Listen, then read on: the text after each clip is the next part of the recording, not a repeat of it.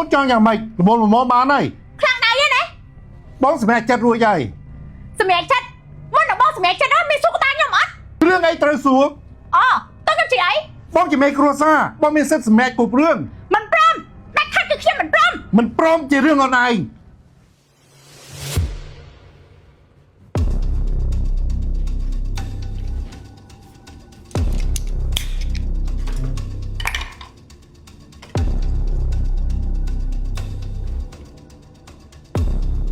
អូនឯង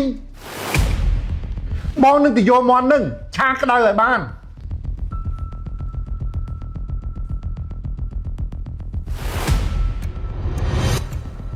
អត់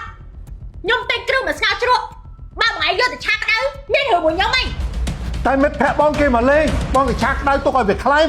តែបែរថ្ងៃត្រង់អត់តមានមហូបទេអញ្ចឹងឲ្យបងខ្ញុំទុកមាន់នោះមកស្ងោជ្រក់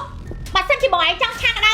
តាមមកចំហៀងហី មិនគ្រាន់នៅហ្គេងស្បឹកដល់12កេះគ្នា4នាក់មន់មកចំហៀងអាណាក្លែមអាណាអត់ទៅ អាហ្នឹងរឿងបងឯង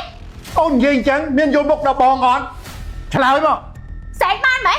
សែកមកសម្លឹងមកទៅចង់យកធ្វើស្អីធ្វើទៅ